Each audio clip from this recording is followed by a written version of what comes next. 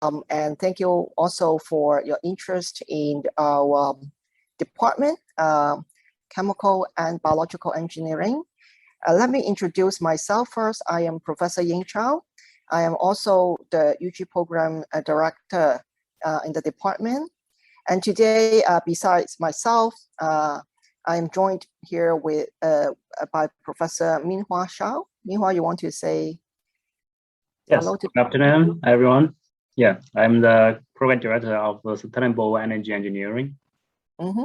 So, I will first talk about the department and also three programs that in three UG program in our department, and then in addition to those three programs, our department is also hosting SUSI, which is interdepartmental effort. And then Professor Shao will tell you a bit more about the SUSI program. Okay, so let me start. All right. So what is chemical and biological engineers? So basically, compared to other engineers, we are the ones who like to look at the molecules. And so I put a picture here, you know, when other engineers think about water, you know, they may be thinking about the more macroscopic properties, while for chemical engineers, we would like to dig deep and think about the molecules of water and then how they will react and respond in different conditions. And so because of that, chemical and biological engineers are very good at developing processes. So these type of process will include the molecular transformations at the physical, chemical, and biological levels. And as you can imagine, with this ability, we can turn something that are you know, raw materials which are less expensive to and add cost to and add values to those materials. And as a matter of fact, chemical and biological engineers are contributing in different walks of life. And so the things that you think about in our daily life, from food to clothing, to electronics, to medicines, to transportations, they are all touched by chemical and biological engineers. So lately, in addition to the processes, the roles of chemical and biological engineers are also very significant in developing new products, and especially in manipulating the molecular properties of these raw materials and make useful and innovative products. And that actually will serve in different parts of the society. So just to give you a feel, you know, I want to highlight, you know, some research activities in the department. And so just to give you a flavor of what a chemical and biological engineer can do. So this is some research pictures from my lab. So I work in biomaterials. So what that means is that I can take some synthetic materials that I make in the lab. In this case, like, you know, small chains of amino acids called peptides, and I can combine them with genetic materials such as plasmid DNA or RNA, and then they can form nano-sized particles, and they mimic viruses. Okay, not in the scary way, but in a way that we can better deliver genetic medicines, such as gene therapy, and more likely what you have heard about mRNA vaccines and more. And Professor Tom Lohr's lab is working on graphene. Okay, so you may heard about this amazing materials, which is basically a single layer of carbon atoms.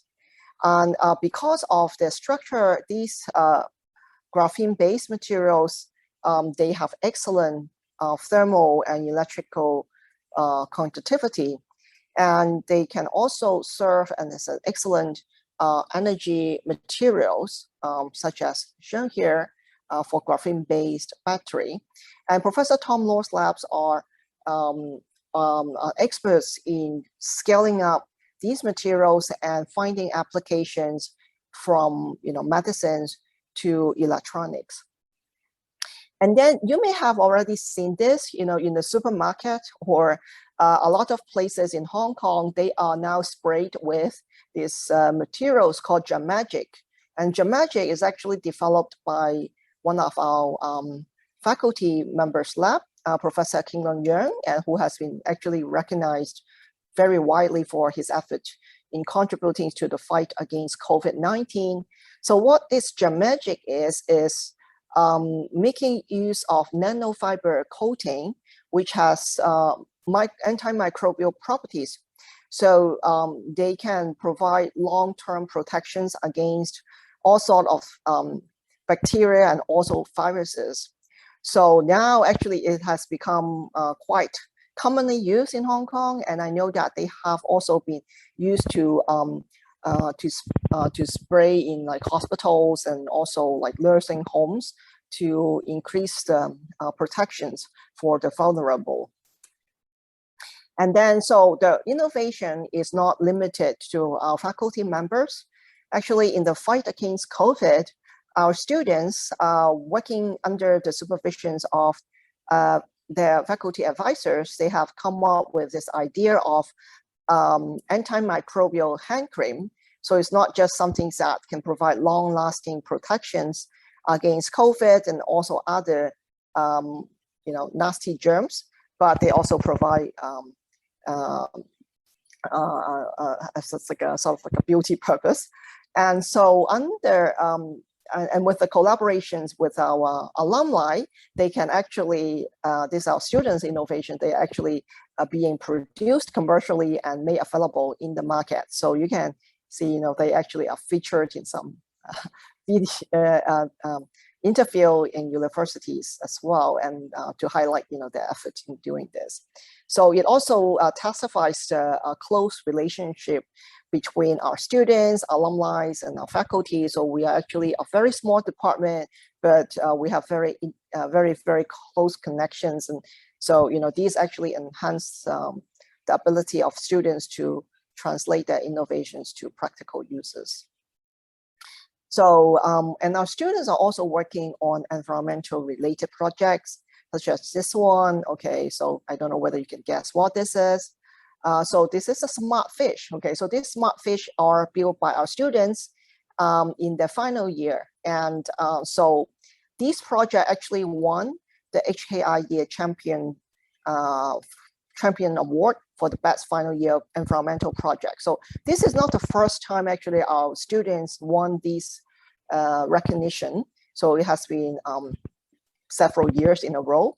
And so for this one, I highlighted here is a smart fish, which okay, this is, okay, I don't know whether you can see my cursor, but on the top right hand side, that is the smart fish. Okay, and so it can roam around, okay, in the water and pick up the microplastics, which are polluting the oceans. So they have been tested not just in the swimming pool, but also in the coast of HKUST. And so our students got a lot of award and from local and also international competitions. Okay, so you see here some of the titles. Okay, on the bottom rows, you see Chemi Car competition, right? So our students are active participants of the AICG Chemi Car competitions, which is held annually. Okay, in the US. So before the travel restrictions posed by COVID, our students actually got sponsored by the department and traveled all the way to the US, and they did very well and won prizes in all these competitions. So you may wonder what Chemi students have to do with the car. So you may got some clues from before because of the battery. So in this case, they are designing batteries using reactions to control, how far the car can run. So they did very well. So to the programs that we are having in the department, although we are a small department, we have a variety of programs for you to choose. So so the first one is chemical engineering. Okay, so that is the I would say the most versatile and also the basis of the department is the chemical engineering. And then next to it is bioengineering, which which is a relatively new program we have launched. And then chemical and environmental engineering, as the name suggests, has an environmental touch on it. Okay, so and then later, Professor Minhua Shao will tell you more about our new SUSI program, which is a sustainable and energy engineering program. So, okay, I don't mean that you will remember this slide, okay, with a one glance, okay, just to want to give you a flavor what the structures of the curriculum is like. So for chemical engineering students, just like all the engineering students, in the, okay, in the bottom, okay, I want to see whether I can, okay, see, I can get the light laser. So in the bottom row here, these are the basic courses, okay, so they basically comprise mathematics, and for chemical engineering students, you will be asked to also take some chemistry, and like other engineering students, you also need to take computational course, just some basic programming course, and physics. Okay, so these are more or less like the common foundation course. So our students in the first year, okay, so they actually do not need to declare their major yet. So these are all basically, shared by all the engineering students. So then for the introduction course, of course, like there's some introductions to chemical engineering on the different topics that students can choose. And for the core courses, we call the Chemi Science here. You see these are the fundamentals like thermodynamics, reactions engineering, and transports. Okay, so I want to just say that there's a myth that students may think that chemical engineering is like chemistry. Okay, so if you have a chance to talk to our students, I think they can tell you it's actually very different from chemistry, because it actually has quite a heavy physics and also like mathematics contents in it. Okay, and in the Chemi design, I will actually give a little bit of highlight later. And so we emphasize on students to do quantitative analysis. So we have a modeling course, which we teach students on the computational tools so they can model, the molecular transformation process that I talked about. And there's also product and process design, basic principles, and the gray, like the gray colored courses here is like it's a super course. It's a 5-credit course that we just started. And so when you come in, if you join our department, you will have the chance to learn about this course. So for chemical and environmental engineering, CEUV, so the major differences is in the lab course and also in the elective. Okay, so in the elective, as the name suggests, right, you will have more environmental related courses that you can take, and actually for the students taking in this program, if you take a subset of this elective, students will be qualified for this HKIE Scheme A training. So this may sound a little bit new to you right now. So basically some professional qualifications that can be beneficial if students decide to engage in an environmental career, okay, after they graduate. So the newer program is the bioengineering program, BIEN. So for BIEN, the deviations from chemical and also CEV is bigger in terms of the courses you need to take. Definitely students will need to take more biology course. Okay, but these biology courses we design. They are designed by our faculty members. Okay, so it's, instead of like students just going to life science colleagues to take the courses, so it's actually designed by engineers. So for students, I think they think that is more application, and so it's easier for them actually in a sense. Okay, I'll tell you what they are. Okay. So there are some fundamental courses, and all chemical and biological engineers, we actually expect them to know. So these courses again here.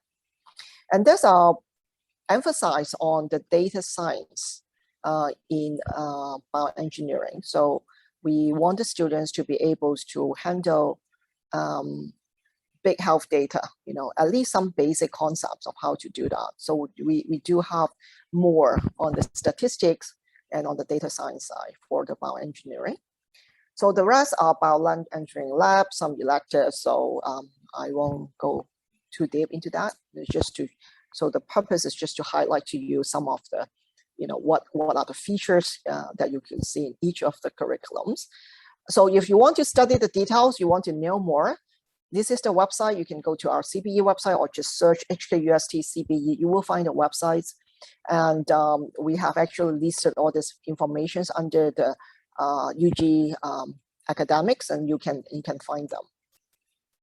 So for the courses, let me just tell you a bit more so you can, have a sense of what these courses about. Okay, so so the several courses I want to highlight. The first one is the BIEN, it's about engineering required course. One of the required course is called Cellular and Systems Physiology for Engineers. And the next one is required course for chemical engineering and chemical and environmental engineering. It's called the Integrated Chemical Process and Product Design. And the next one is an elective that can be taken by chemical engineering students and bioengineering students, and it's the food processing technology. And the last one is also a relatively new course, and is an elective that can be taken by chemical engineering, chemical and environmental engineering, as well as associate students. And it's called Waste to Functional Materials and Energy Fields. So, okay, so I just told you that, these, life science biology courses, they're taught by our faculty. So this one is developed by Professor Becky Kwon in our department. So, okay, so I just show two topics here. For example, when you think about the cell biology, so you may immediately think about, all the things that you have to remember in a cell, all these components and all that. But, our emphasis in bioengineering is different. We want you to be able to, consider cell as a system and also ways to quantify this system. For example, if we talk about cells, we want to know how soft or stiff the cells. And there are actually equations and techniques that you can do so to quantify it. For example, with optical tracers, and in this course, students will learn about that. So this is quite different from a traditional, cell biology course. And then again, on the right-hand side is, is an RNA molecules. And again, I don't think we're asking, the emphasis is not asking students just remember, the name of all these spaces. Okay, well, actually, I think you should remember that. But here the emphasis is, okay, if we want to turn this RNA into an anti-cancer drug, what are the considerations that we need to think about? So Professor Becky Kwon will talk about that. So it's more application. Okay, so just to give you a flavor. Okay, so Professor Richard Lagerfeld just piloted this course, and we are going to offer it as a required course for chemical and engineering students and chemical and environmental engineering students. So this is a super course, okay, because it has 5 credits. So, okay, typical course has 3 credits. So you can imagine, okay, that the workload is heavy, okay, but students learn a lot because we want to give a real problem to students, and they actually need to work on teamwork, thinking about what the design is, and not just that, they need to prototype and create some things to showcase their ideas.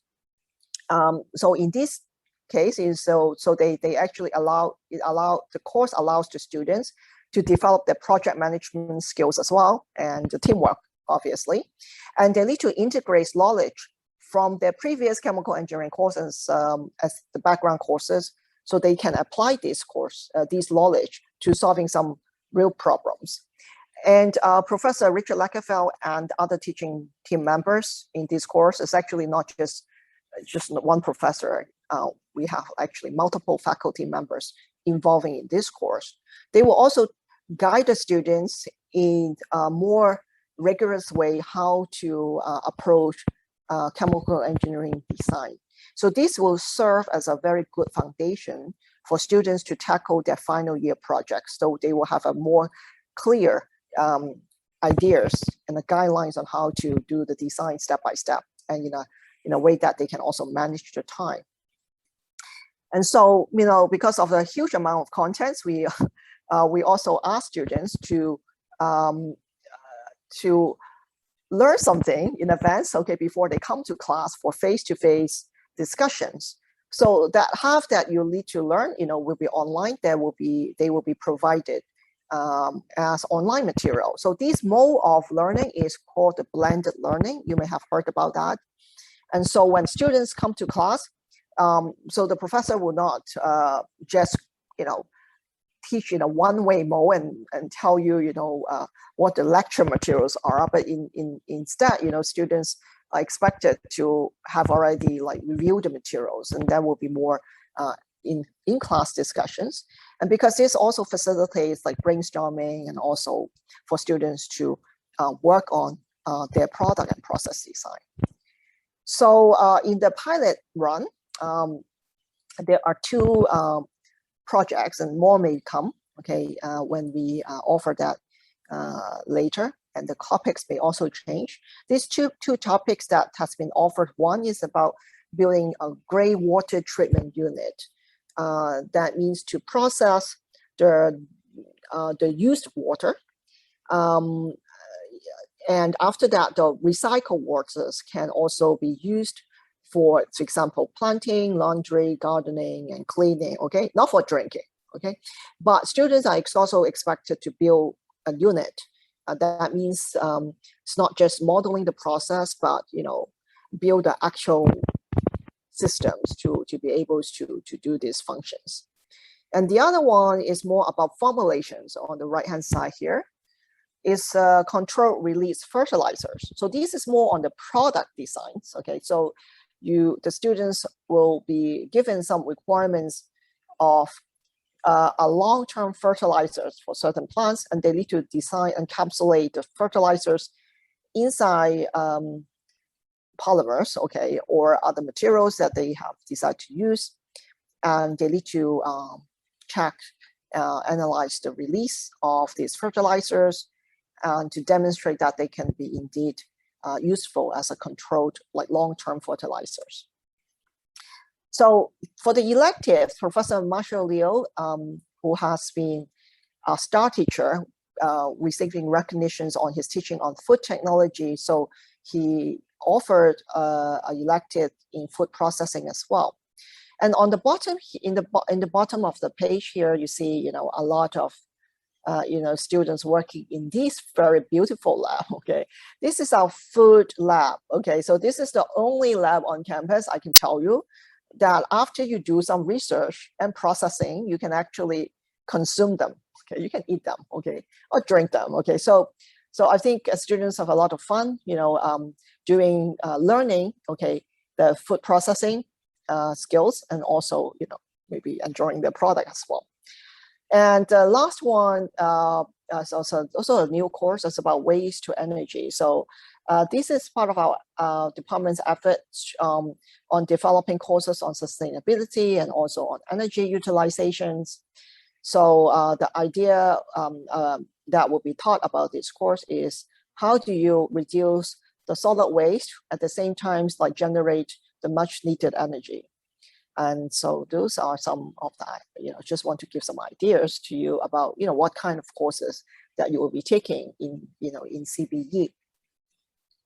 Now, I don't know whether any one of you are interested in AI or AI plus, or are considering it.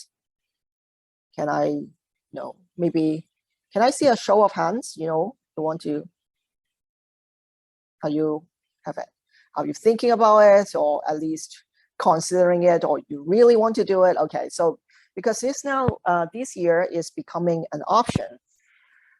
So I want to tell you, CBE has actually positioned itself to be very ready to embrace this AI plus. Okay, especially in our engineering programs first, and for our CBE programs, other CBE programs, we are also doing more. So I will tell you a little bit more later. But for the bioengineering, if you recall what I just said, because in the design of the curriculum, we have already realized that it is important for our students to handle big health data.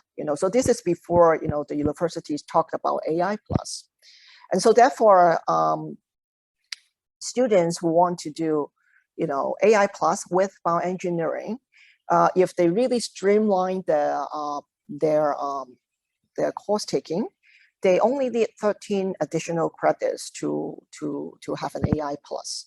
So this I think is close to or very close to what a CSE student, like computer science students, can do with an AI plus.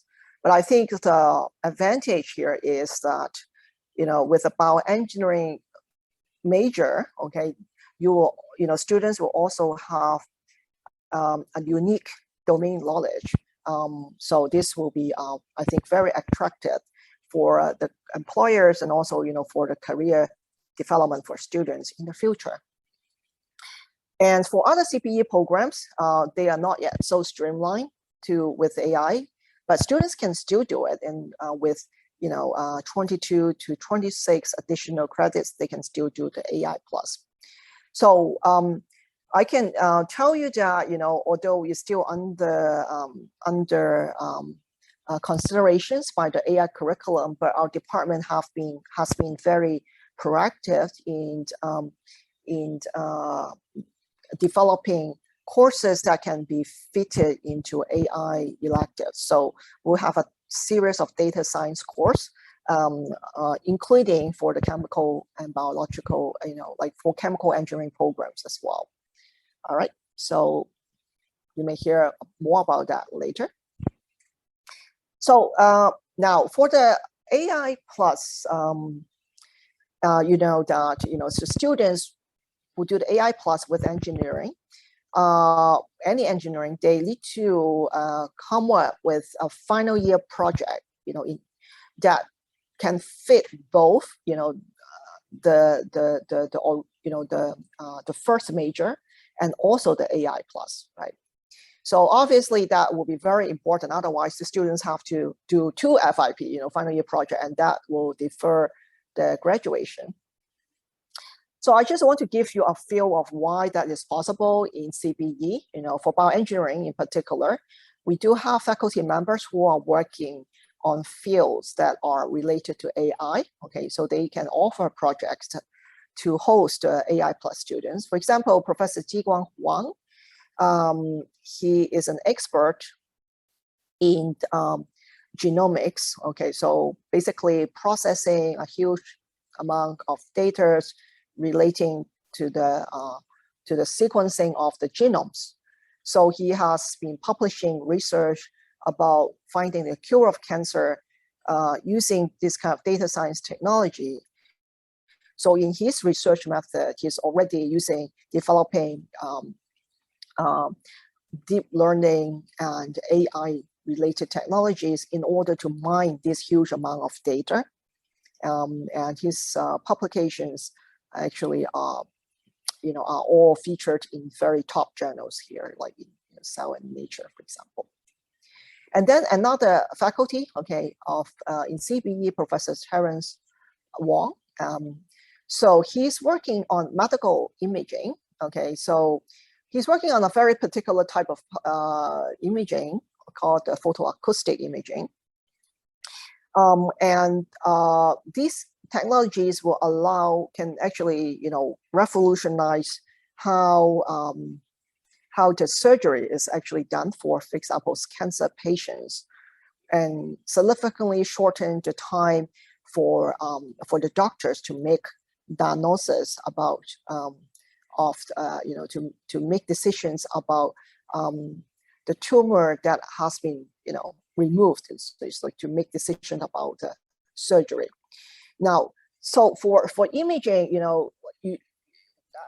one of the most important part is analysis.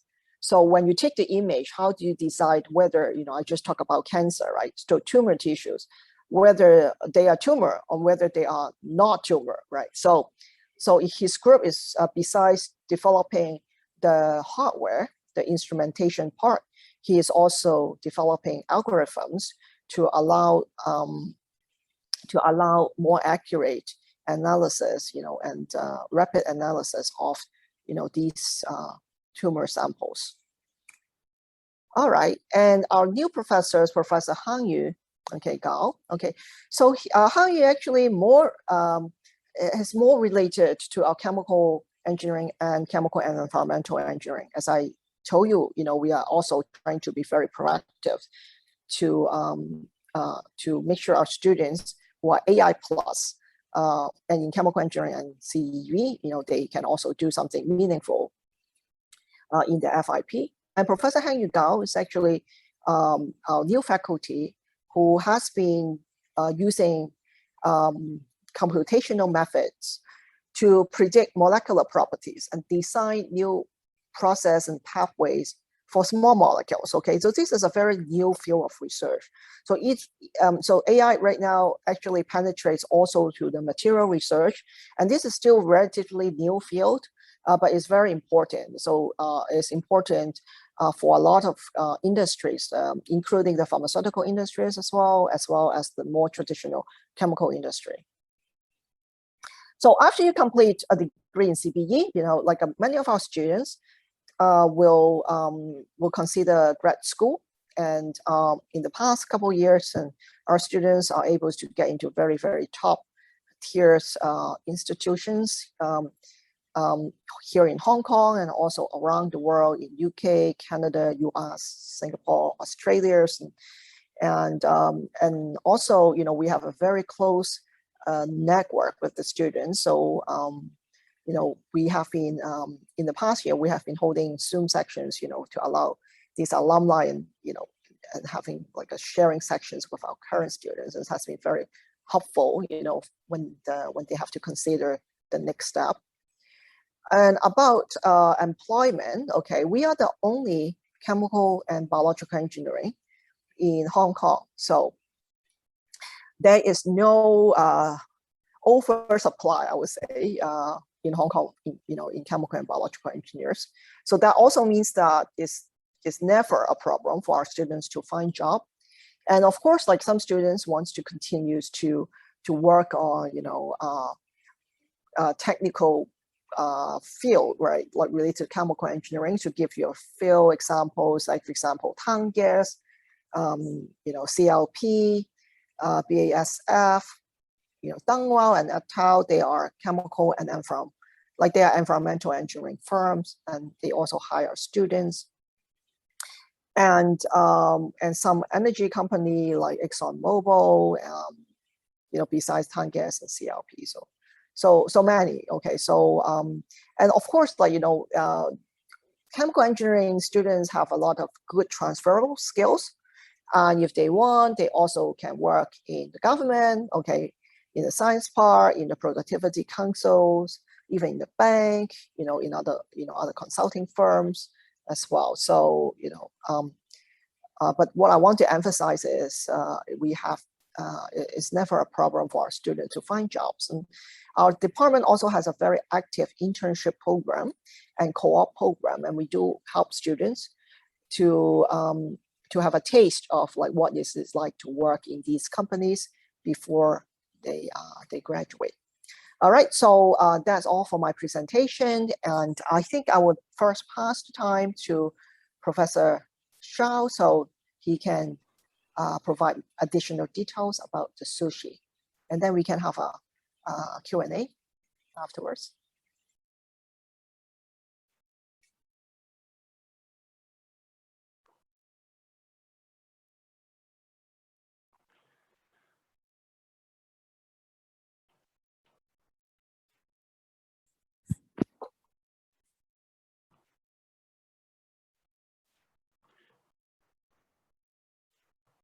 Hey, good afternoon, everyone. So I just give a very brief introduction to this we call the Sustainable Energy Engineering program.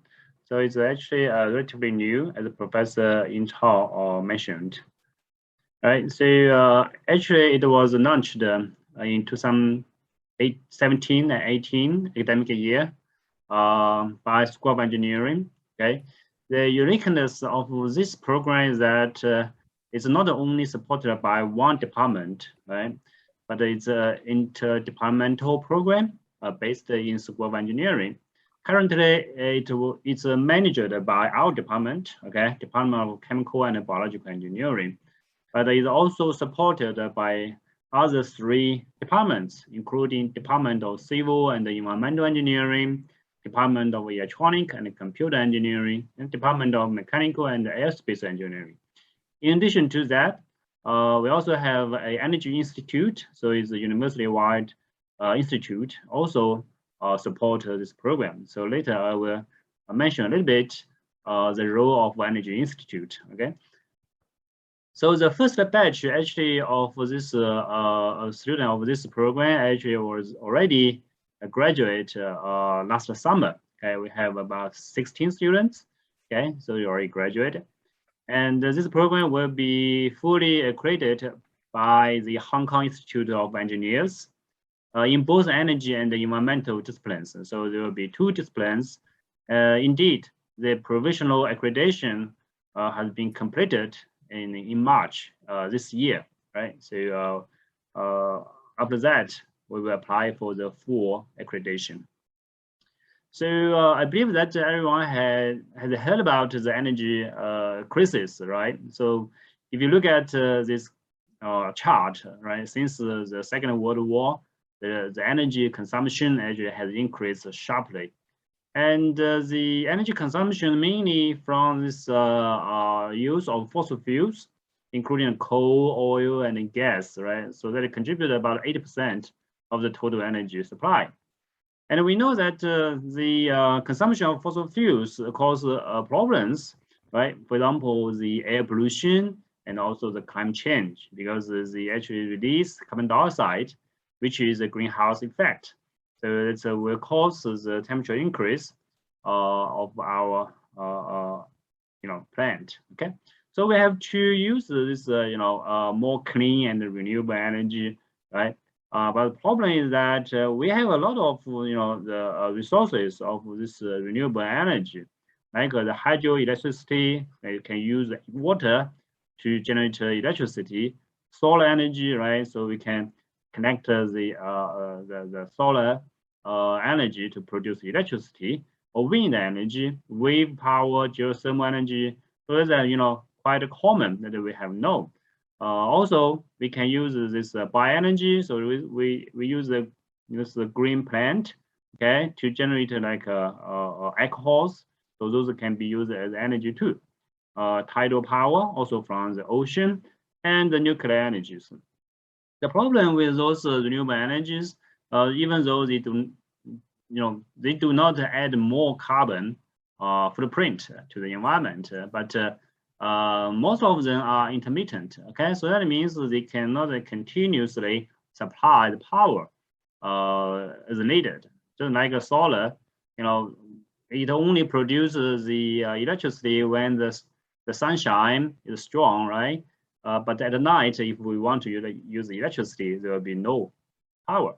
Okay, so even though we actually try to promote those technologies, even in Hong Kong, right? So the government actually collaborate with CLP, have this we call the renewable energy feed-in tariff. So basically, you can store these solar panels on top of your the roof, right? And then generate electricity. The CLP actually buy those electricity with a higher price than the market value.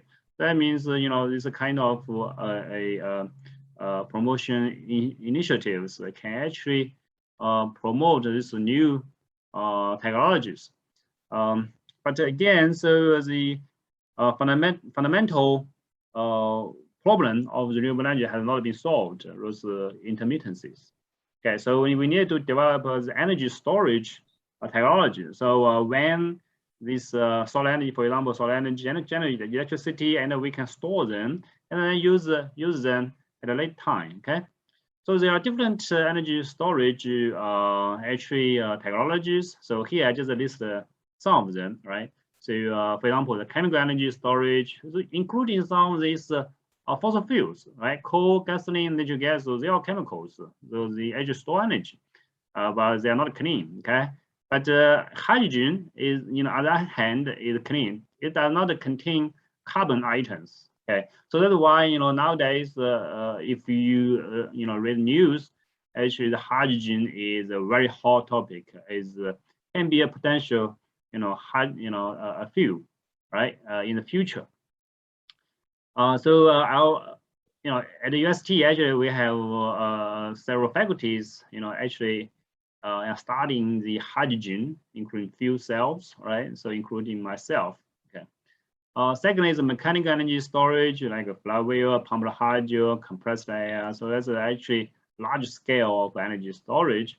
Thermal energy storage, so it's quite a actually it's conventional. For example, this solar panel, solar thermal panel actually stored on top of a roof actually can generate hot water, right? So electrical energy storage like capacitors and the electrochemical energy storage. So those actually including a lot of different technologies like batteries, fuel cells, electrolyzers, and supercapacitors. Okay, so a lot of this kind of technology that our faculty actually involved in developing these new technologies, and the students actually have the chance to work together with our faculty. Okay, so again, our objectives is to develop leading professionals, right, who can design and implement energy systems to respond to expanding global environmental and energy needs. So when we talk about this, carbon neutrality goals, right? A lot of countries, including mainland China and also Hong Kong, the local government also have this carbon neutrality goals, right? By 2050, you have to reach this carbon neutrality. So energy is actually will play a critical role in reaching this goal. All right. So we will develop this engineers who can actually help the society to reach the goal, right? And by doing that, actually, we actually provide a strong multidisciplinary curriculum in energy engineering. Okay, so for example, those courses are including the energy generation, delivery, conversion, storage, and efficiencies, right? So different categories. And students will be offered to opportunities like in energy research related to energy and environmental challenges. Okay, so it's a lot of opportunity because we have large pool of faculties in this energy related research. Okay. Some of the unique features of this program, including like we focus on both traditional and renewable energy technologies. Even though the traditional ones probably will be phased out in the future, but they still play a big role nowadays, right? Like power plants, traditional power plants, and the curriculum also teaches fundamental knowledge of power generation, conversion, distribution, consumption, optimization, and management. But the students also have opportunity to expose some of the new technology like the solar energy, wind, hydropower, batteries, fuel cells, for example, right? So this is, as I mentioned, so it's an interdisciplinary program. So students will be exposed to multiple engineering disciplines. So here I list several of them, okay, including the environmental and also the chemical disciplines. And we have a lot of internship, planned visit, and industry training opportunities. So this is co-organized with other programs in our department. And of course, there are also opportunities in other departments too, because since there's a multi-department program, okay? We also offer a unique sustainable energy lab. This will be offered by 4 different departments. So including some of the new technologies like fuel cell, lithium battery, that will be offered by our department. And we also have a solar cell will be offered by electrical and electronic engineering. Wind energy, for example, will be offered by mechanical engineering, for example. Okay, so here is the current management structure. So again, the Energy Institute will overall oversee the curriculum, right? And we also have a advisory committee. Most of them coming from the industry and also government departments. Okay, and then our home department is CBE, right? So currently I'm serving the director, and our department also have a subcommittee to manage this program. We also have our representatives from other departments to help manage the program. Okay.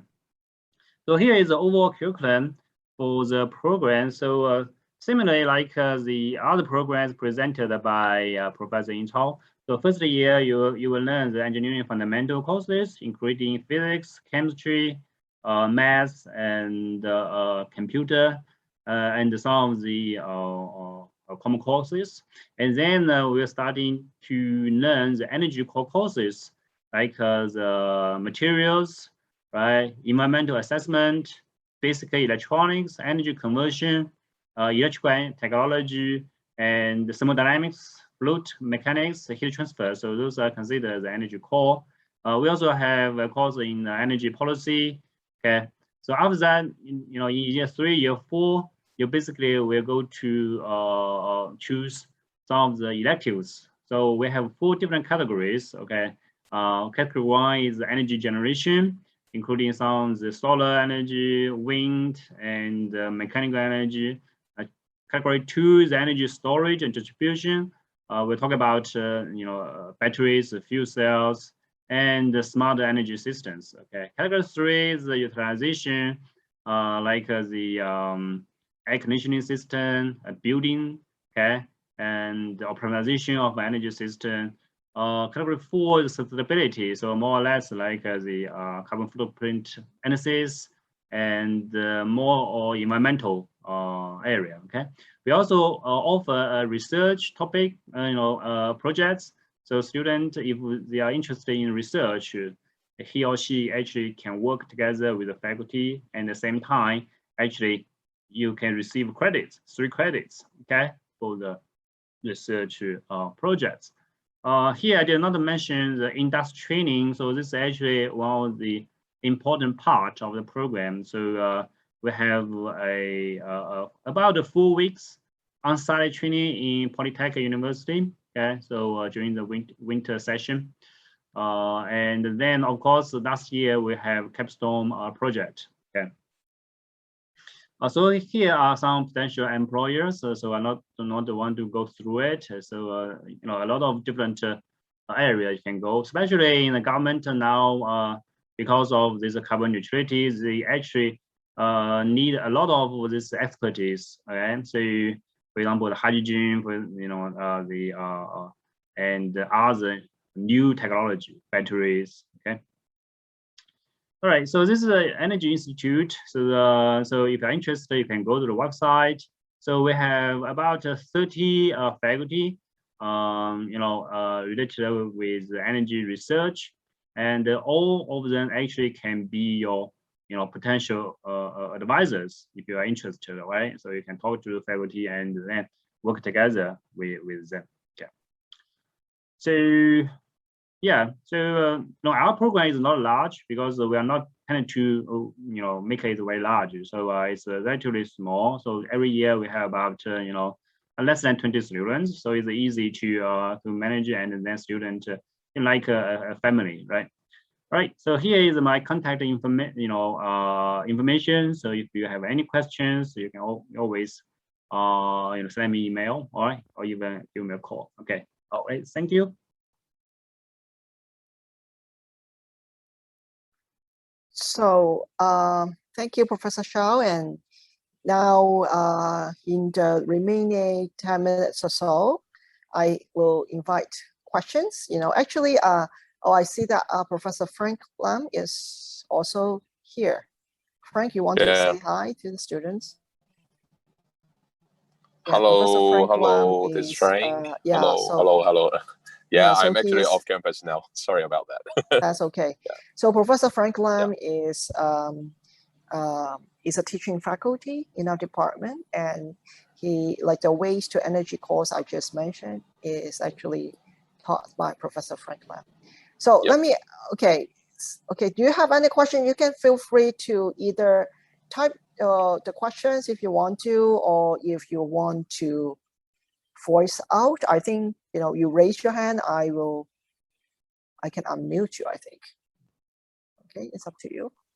Or you want to type your question if that's easier. Okay, we have 10 minutes. Okay, anything you want to know, if we can answer.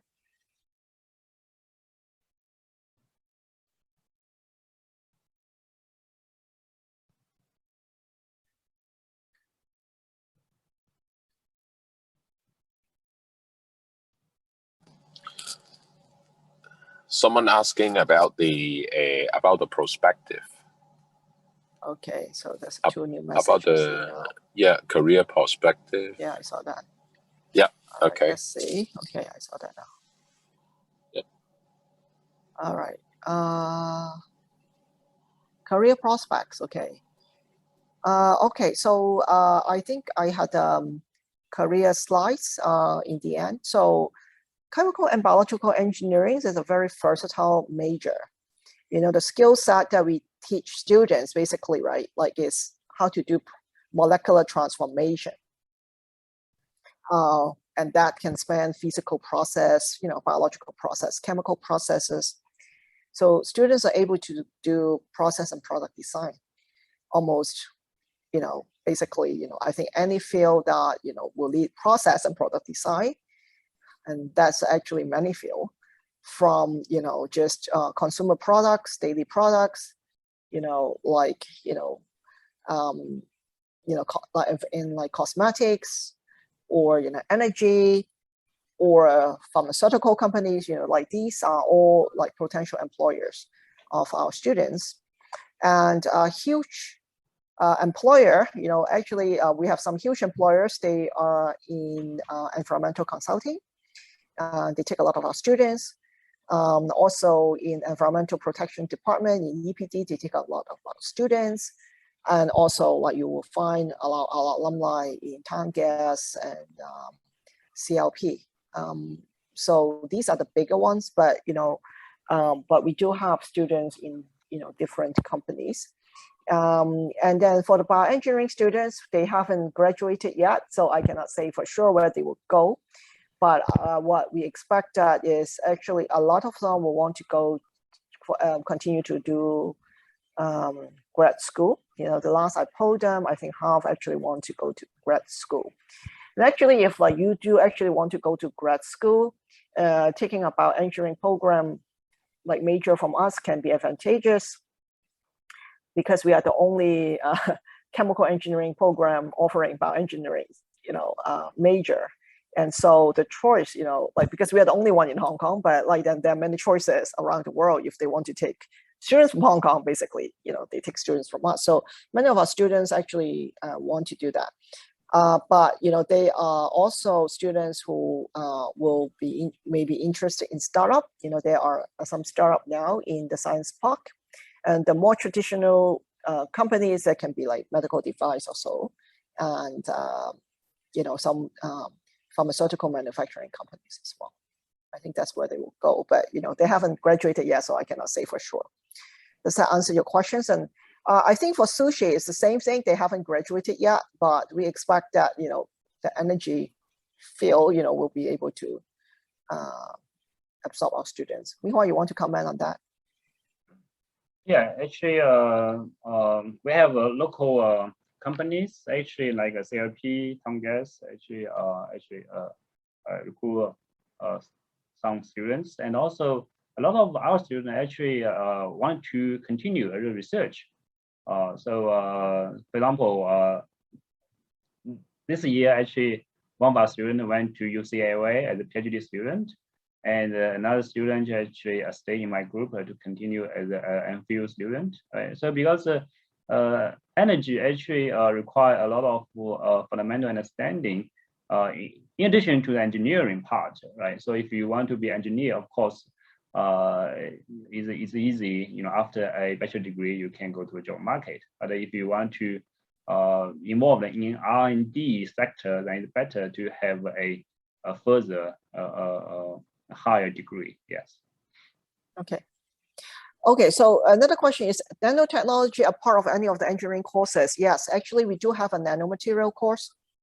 And then I think in my own course, like I have a bioengineering elective course on biomaterials, I also talk about the nanotechnology. And then I think meanwhile, right, like in the course you teach, do you also cover some, in the introductions course, you also talk about?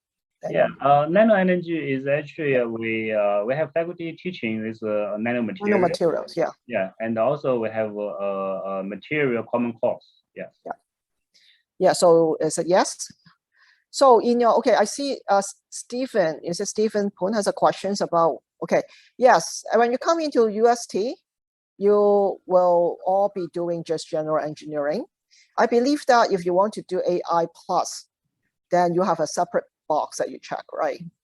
But you know, still, you will not be picking a specific combination of engineering major with AI. You just check that you want to do AI plus, and then you come to engineering. And then you will, at the end of year one, then you will declare, you know, what your major choices are. And then there's some ranking mechanisms that are basically based on your year one academic performance to assign students into, you know, their preferences. So I think majority of our students get into the first two choices, I think, according to the engineering statistics. And so I would not, I think I see some student asking for quota. I will not worry. Okay, I will just say that I will not worry if you want to do bioengineering and you want to do chemical engineering. We do, however, have an interview, okay, for students who want to do bioengineering. So we try to be as accommodating as possible. The reasons we want to do interview is that you want to make sure that students understand what they get into, right? Because sometimes students think that, you know, maybe they're not very good at math, that's why they take bioengineering, but that's like totally wrong. So I just, you know, we go through the interview to make sure that students understand what they get into. And then I think we are, we basically are also have some constraint, of course, on the lab courses, but that's about it. And so far, I think if students really want to do bioengineering, I think they can do it. So I will not worry about the quota, at least for the last couple of years, okay? So you have to enter CBE first, that's correct. Like this student, May, she is very insightful, that's right, okay? Because for CBE, there's only one box you check. Sushi is separate, okay? Because if you listen to Professor Shao's presentation, you know that sushi is actually different in its nature. It's an interdepartmental program. So it has a separate box when you actually, you know, try to pick your major at the end of your year one. But for CBE, all the programs, like all three programs, there's only one box. But we do actually reserve some spaces for those students who come to us for interview in year one. But we do actually leave some spaces for students who actually forget to come to interview, or, you know, they just don't know about bioengineering, you know, but, you know, in year two, all of a sudden they really want to do bioengineering. We actually take care of that too. Okay. Okay, another question from Neo. Means that, okay, it's called whether if you want to do an extended major in AI, it's not double major, as you say already very correctly. It's an extended major, okay? It's an extended major. So the requirement is more than a minor, but less than a double major. Does that make sense, okay? The exact number of credits requirement, I think I will not repeat here for fear that I remember the numbers incorrectly. I think they have already been posted in the website, but it's somewhere between double major and minor. Okay, of course, there's some rules to allow double counting, but you still have to do certain number of credits in order to qualify for extended major. So like I mentioned to you, like the BIE, and if you want to do AI, plus you only have to do additional 13 is already, I think it's very small, actually compared to many other programs. So if that makes sense, okay. But you cannot just think that you just finish the requirement of one major and somehow you got an extended AI major. That's not going to happen, Yeah, there's no free lunch at UST. Okay, so but for extended major, okay, we will also advise students of course they have to consider their own commitment. Okay, and because doing an extended major, of course, is you really have to put in more time in your academic work compared to just a normal major. Okay, so if you're interested, you can do it, but like if you also want to explore other parts of the university life, like there are many things offered at UST, you don't have to do an extended major, right? Okay, hope that helps, and let's see okay, so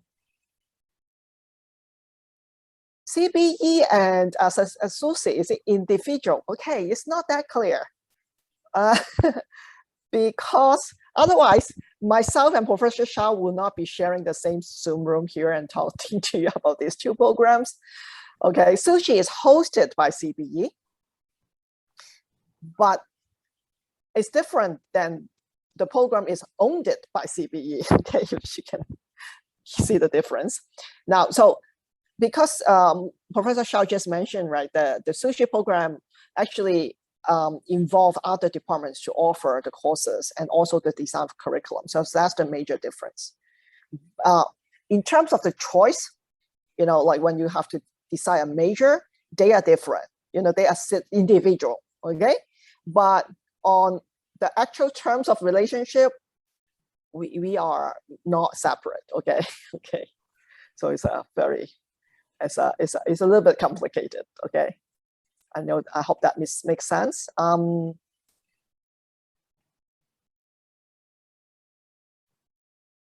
Yeah, okay, and then minors. Okay, minor is actually quite easy to declare, okay? Okay, as long as you are in good academic standings, I think most minors have very relaxed criteria. I think some minors will put down certain GPA. So as I say, like good academic standing, but it's not extremely high, okay? Basically, I think they want to make sure students are not already like, really struggling and then like declare a minor. But declaring a minor doesn't mean you will get a minor, of course, right? Then you have to finish the coursework. My advice to students is like you are in a good academic standing and you want to declare a minor, why not, right? Because that is just going to help you to get into some of the difficult to get into courses. You have some priority course registrations for some courses because you have you have declared a minor, okay? Yeah, it's okay, it's perfectly okay. You're like, right? Ask whether if you don't have chemistry, will you be unhappy at CBE? You won't, okay? You will just have to take some chemistry courses, which is common, some of our students, because, I understand like students now, they have to pick, right? Maybe you have to pick 2 out of 3 or something like that. So it's always okay. And like if you're missing biology, even if you're missing biology, you want to do bioengineering, it's okay. Like you just have to take, the foundation courses, like maybe you have to take 1 more or something like that, to bridge between high school and university level. But it's completely okay, actually. And by the way, again, chemical engineering is not chemistry. Okay, so I just want to make sure that, we want you to be able to look at the molecules and have some senses, okay? But we are not training you to be a chemist, which is very different, okay? All right, Chloe is answering some questions. Any questions here? Okay.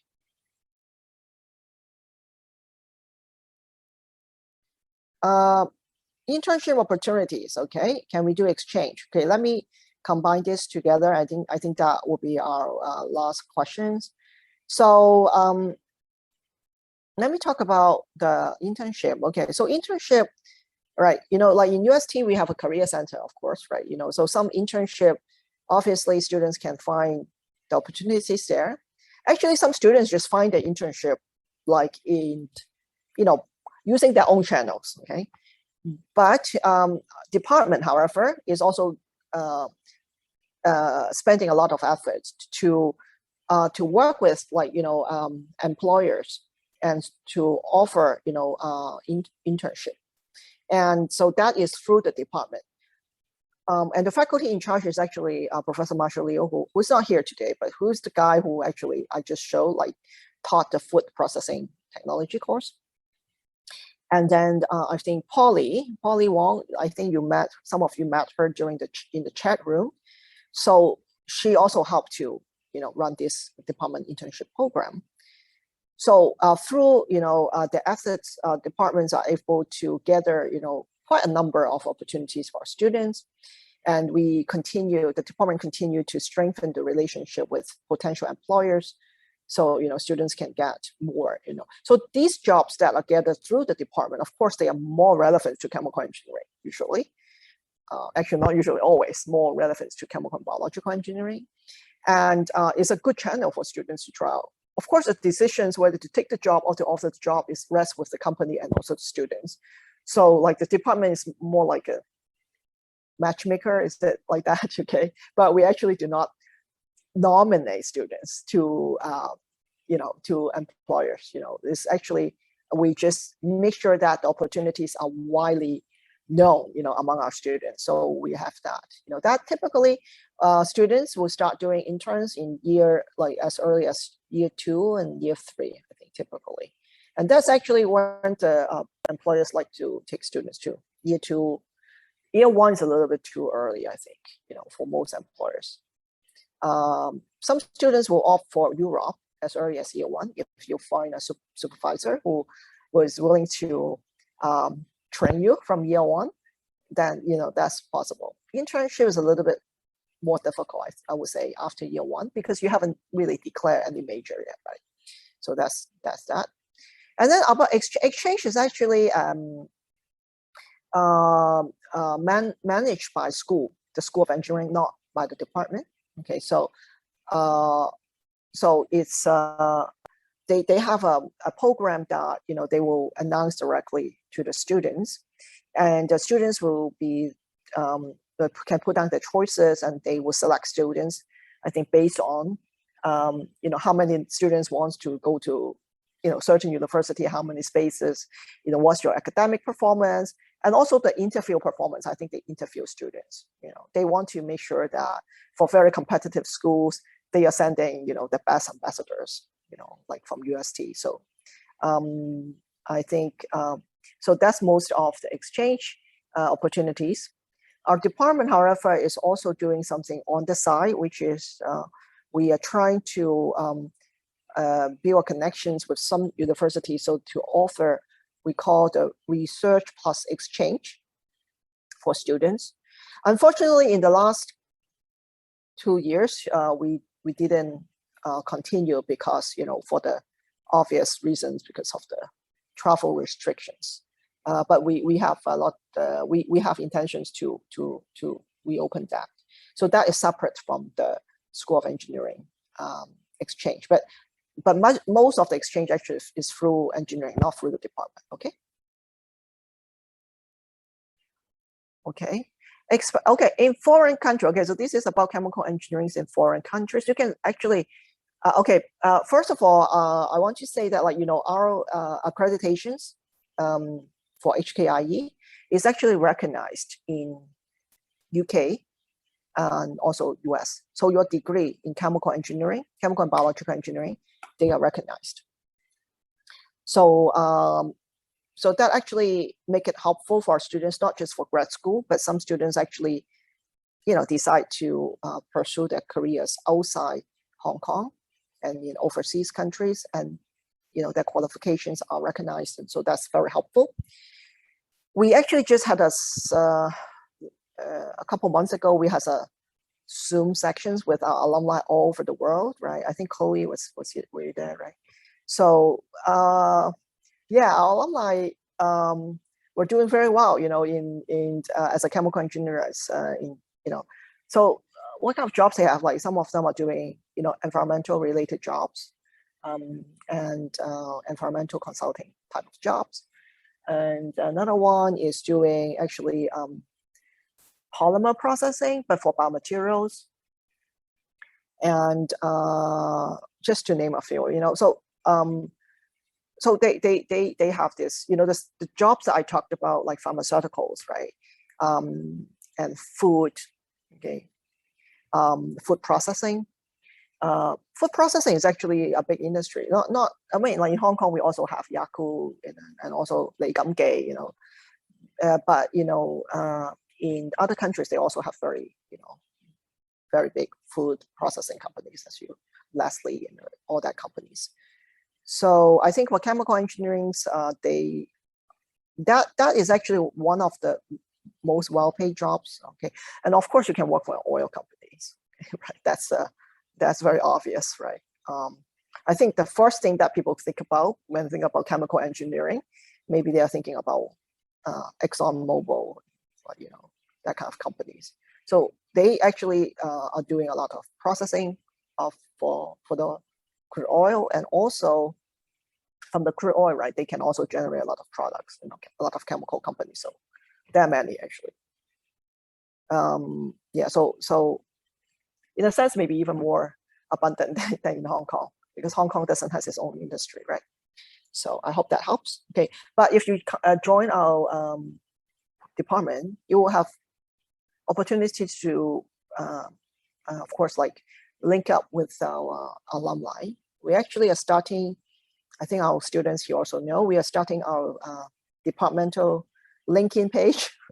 We sort of like, well, we force our current students to join, but we also invite our alumni to join. So, you know, we hope that can actually help to connect our students better, you know, in a virtual platform, and you know, they can really get some help. So our alumni, okay, I can tell you that, you know, they sometimes they actually go to do a grad school first and then they work. That may be a bit easier than, you know, you graduate directly and find a job. But that has happened, okay? But you know, usual case is they do a grad, you know, they do a master's or they do a PhD and then they find a job. So they are in where they are, like Germany. Some they are in the Netherlands, US, Australia, Canada. We also, you know, they are everywhere. Yeah. Yeah. If you speak Japanese, I think Japan also actually really likes to see our students too. You know, we actually had an internship program with a Japanese company for the bioengineers, for the bioengineering students, and but actually they don't require students to speak Japanese, okay? Because inside the company, students can you know, communicate in English. So we do actually also have that set up. But again, last year no student can go, obviously, you know. You know, I think that actually becomes also a popular thing that students want to do, right? So you can have sushi every day. Great. All right, so with that note, okay, so I hope you have find this sections informative, and hopefully that also helped you to